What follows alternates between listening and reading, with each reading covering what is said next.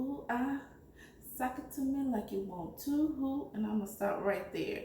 Welcome back to another episode of Whip a Light Butter. It's your girl Ashley, and if you haven't figured it out already, today we're making a sock it to me cake. Okay, so this is like a sour cream cake base, except I eliminated the almond extract. Is what I typically use in the sour cream cake, and we made a streusel that we put in the middle of the cake, and it's pecans and brown sugar and cinnamon and nutmeg, and it's so delicious. And we did this with like a powdered sugar glaze, and it's gonna be the bomb bake. Okay, so let's go ahead and get into it. So I'm gonna show you how it's done. Let's go. Okay, so here we are with our ingredients. You want to make sure your eggs and your butter at room temperature and your flour is sifted. So here we are adding our butter to our bowl, and then here we are adding our granulated sugar, and we're going to go ahead and give that a mix. So we're mixing this low until it's nice and mixed and whipped together. It's like light and fluffy. So we have our flour right here. We went ahead and added our baking powder and our salt, and we're going to give that a good mix with our fork right here. Okay, you just set that to the side, and then we're going to start working on our streusel mixture.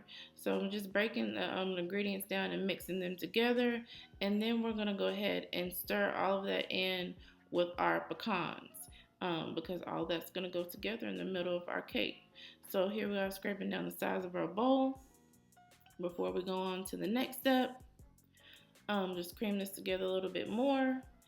And then we're going to go ahead and add our eggs one at a time. So one at a time, mix them well after each addition. You should see no yellow or almost see no yellow before you add your next egg. Okay, so I just sped this up for you all so you can see the addition of adding the eggs and how the texture changes. It just gets a little bit looser with the process of adding the eggs. All right, and then after you've added your eggs to the mixture, then we're gonna go ahead and add our vanilla extract. So you just pour that right in, and then we're gonna go ahead and scrape down the sides of our bowl. Don't want to overmix there, just mix your vanilla until it's mixed in there. Scrape down the sides of our bowl, and then we're gonna go ahead and come in with our flour and our sour cream. So we're gonna add our flour and our sour cream alternating, starting with the flour and ending with the flour. So I sped it up here, but once your flour is almost mixed, you can go ahead and add your sour cream and keep alternating until all of your ingredients are finished.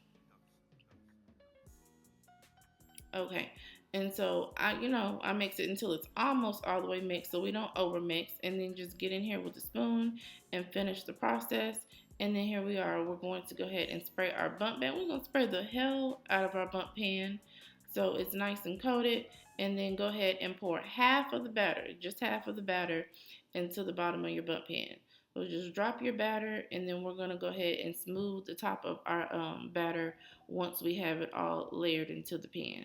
So just take your time with this process and kind of just, you can measure, but just kind of eyeball your measurements for your mixture.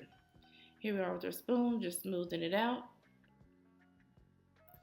Okay, and then we're going to go ahead and just add that streusel mixture. So you want to just pour it into your batter as evenly as possible. Just spread it all around. And then we're going to go ahead and add the remaining batter on top. So you just drop it on there like we did with doing the bottom layer. So you just want to make sure that you get the batter spread where it's kind of as tight as possible. If that makes sense, just as close as possible. So when you spread it, it's easier to spread it and not interrupt the streusel mixture. So just take, the back of a spoon and just go around and spread until it's nice and even. And we're going to bake this in the oven. I did cold oven style, 325 degrees for 75 minutes. All right, and voila, it's out of the oven.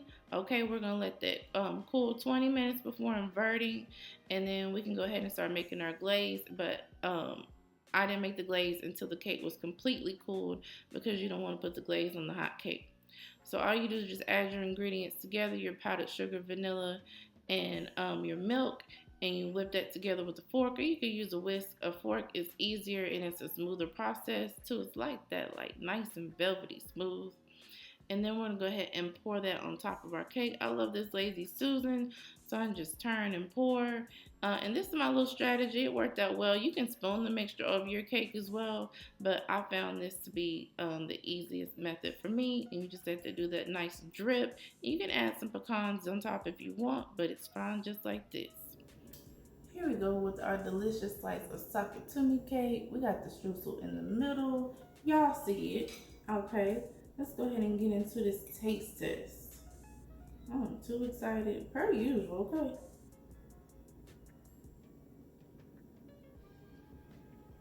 Why we always close our eyes when we're tasting something? No, that's good. That is so good. So moist. Our brown sugar is just right. Y'all know what I want y'all to do, right? I want y'all to get in that description box so y'all can grab this recipe. Definitely enjoy it. Father's Day is coming up. It's a great recipe to make for Father's Day or any day. But y'all know I don't want y'all to be stingy. So make sure that you share, like, subscribe, and all that jazz. And we'll catch you next time over here for another episode of Wibble Like Butter. Thank y'all for all y'all support. Later.